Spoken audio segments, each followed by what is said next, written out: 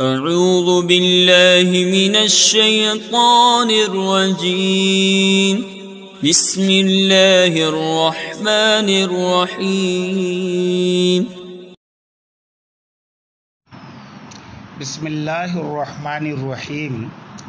میں مجاہد حسین رضوی، استاذ دارالعلوم غریب نواز الہ آباد، درجہ ثامنہ کے متعلمین سے مخاطب ہوں اور بیضاوی شریف کا درس دینے جا رہا ہوں۔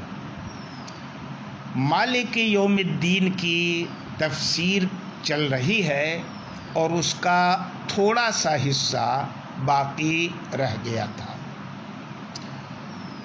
اور وہ حصہ تھا کہ وَتَخْصِيصُ الْيَوْمِ بِالْإِضَافَةِ اما لتعظیمہ او لتفردہ تعالی بنفوذ الامر فیہ۔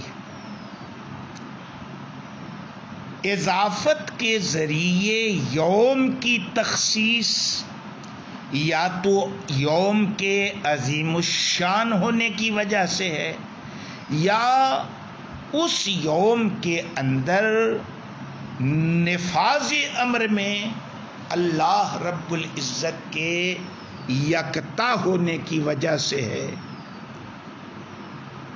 اس عبارت سے قاضی صاحب نے ایک اعتراض کا جواب دیا ہے، اور وہ اعتراض یہ ہے کہ اللہ تعالی کی ملکیت دنیا میں بھی ثابت ہے، آخرت میں بھی ثابت ہے، سارے ایام کے اندر اس کی ملکیت کا ثبوت ہے، کوئی ایسا یوم نہیں جس میں اللہ مالک نہ ہو۔ پھر یوم دین کا مالک کہہ کے اس کی ملکیت کو یوم دین کے ساتھ منسوب کر کے خاص کرنے کی ضرورت کیا ہے؟ اچھی بات ہے۔ اس کا جواب جو مفسر نے دیا ہے وہ دو جواب ہیں۔ پہلا جواب یہ ہے کہ آخرت کا جو دن ہے اپنے احوال کے اعتبار سے، اپنی کیفیات کے اعتبار سے بڑی عظمتوں والا دن ہے، اور اس لیے اللہ نے اس کی عظمت کا لحاظ کرتے ہوئے اس کی طرف اپنی ملکیت کی نسبت کر دی ہے نا۔ اچھی بات ہے، تاکہ ملکیت بھی عظیم الشان چیز کے اندر ثابت ہو۔ دوسرا جواب یہ ہے کہ دنیا کے اندر بھی حقیقتاً اللہ ہی کا حکم چلتا ہے نا، لیکن بظاہر انسان بھی مالک نظر آتا ہے، بادشاہ بنتا ہے، حاکم بنتا ہے، امیر المؤمنین بنتا ہے، خلیفۃ المسلمین بنتا ہے، جس کے احکام کا نفاذ ہوتا ہے۔ اس دنیا میں آدمی گھر کا مالک ہوتا ہے، مکان دکان کا مالک ہوتا ہے، بینک بیلنس کا مالک ہوتا ہے۔ تو مجازی طور پر اللہ کے ساتھ ساتھ انسان بھی یہاں بہت ساری چیزوں کا مالک ہوتا ہے۔ حقیقتاً تو یہاں بھی وہی مالک ہے اور وہاں بھی وہی مالک ہے، لیکن اس کے برخلاف کہ آخرت میں وہاں تو کسی دنیا کے بادشاہت کی بادشاہت شاہی نہیں چلے گی۔ والامر یومئذ للہ، وہاں تنہا اللہ کا حکم نافذ ہوگا، حقیقتاً بھی ظاہراً بھی ہر اعتبار سے۔ اس تفرد کی بنا پر خاص طور سے یوم الدین کے مالک ہونے کی بات کی گئی، اور مالکیت کی نسبت خاص طور سے یوم آخرت کی طرف کی۔ اس کے بعد اب یہ اوصاف جو اللہ پہ محمول ہوئے، حمد کی حقداری کا، رب العالمین ہونے کا، مالک یوم الدین ہونے کا، کہتے ان سب کا تذکرہ آگے والی عبارت میں کر رہے ہیں۔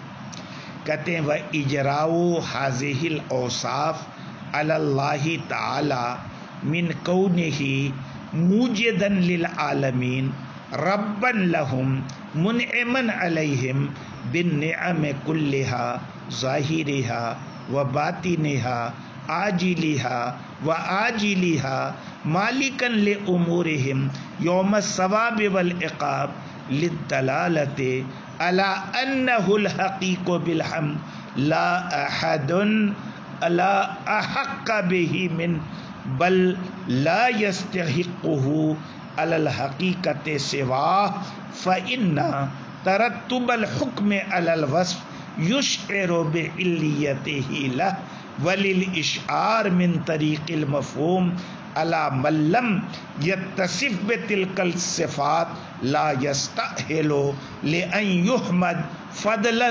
عن أن يعبد ليكون دلیلا علی ما بعد۔ یہاں سے اللہ رب العزت کے ابھی جو 4 اوصاف ذکر کیے گئے، ان اوصاف کے تذکرے کے سبب کا بیان مفسر کرنا چاہتے ہیں۔ پہلا سبب تو ان میں سے رب العالمین ہے۔ آپ پڑھ چکے ہیں کہ رب کا معنی وجود دے کر کسی چیز کو بتدریج کمال کی منزل تک پہنچانا ہے، تو رب کے معنی میں موجد للعالم ہونا ثابت ہوتا ہے نا۔ کیسے؟ میں بتا چکا کہ تربیت کہتے ہیں تواب وجود بخش کر کسی چیز کو بتدریج کمال کی منزل تک پہنچانا۔ تواب وجود کا مطلب کیا ہے کہ وجود کے بعد جو چیزیں لازمی اور ضروری ہیں، اور جو ذات تواب وجود بخشتی ہے وہ اصل وجود بھی بخشتی ہے، کیونکہ تواب کا درجہ وجود کے بعد میں ہے۔ تو جب اللہ تعالیٰ نے سارے عالم کو کمال تک پہنچایا ہے یا پہنچانے والا ہے، تو اس کا معنی یہ ہے کہ وہ سارے عالم کو وجود بھی دینے والا ہے۔ تو رب العالمین سے اللہ کا موجد للعالمین ہونا ثابت ہو گیا، اور الرحمن الرحیم سے اس بات کا ثبوت ہوگا کہ وہ سارے انعامات کرنے والا ہے، چاہے ان انعامات کا تعلق ظاہر سے ہو یا ان انعامات کا تعلق باطن سے ہو، ہے نا، فوراً ہو یعنی دنیا میں ہو، یا کیا ہے مدت مقررہ میں، وقت متعین میں، آخرت میں۔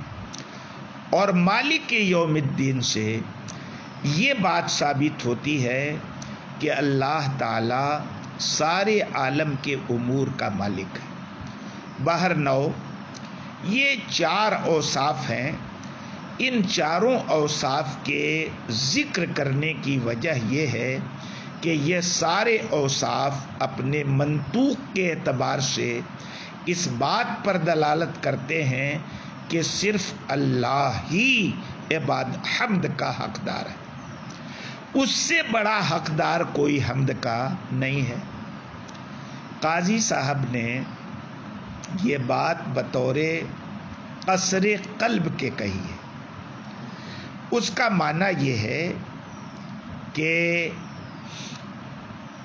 لوگوں پر وہ رد کرنا چاہتے ہیں، ان لوگوں کا رد کرنا چاہتے ہیں جو اللہ تعالی کے علاوہ کسی دوسرے کو حمد کا حقدار سمجھتے ہیں۔ اور قصر قلب اس لیے ہے کہ قاضی صاحب نے لا احد کے لفظ کا استعمال کیا ہے، جو لا غیر کے معنی میں ہے، اور لا غیر علامت ہے قصر قلب کی۔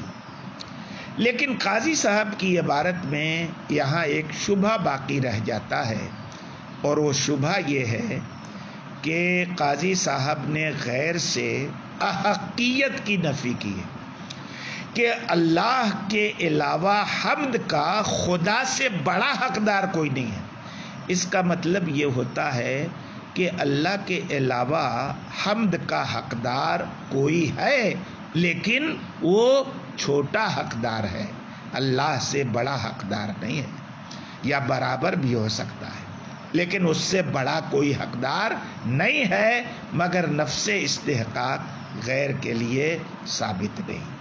اس لیے قاضی صاحب نے اس کی نفی کی ہے اور کہتے ہیں بل لا یستحقہ علی الحقیقت سوا، بلکہ حقیقتاً اللہ کے سوا کوئی حمد کا حقدار ہے ہی نہیں۔ بڑا حقدار کہہ کے مطلقاً حمد کی بات کی ہے قاضی صاحب نے، اور لیکن پھر ترقی کر کے کہتے ہیں کہ حقیقتاً حمد کا حقدار اللہ کے سوا کوئی نہیں۔ کیوں نہیں ہے؟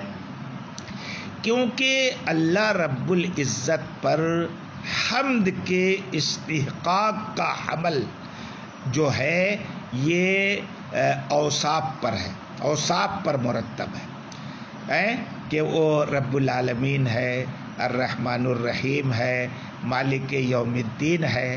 یہ ان اوصاف پر حکم لگایا گیا ہے اللہ کے لیے حمد کے حقدار ہونے کا، ہے نا۔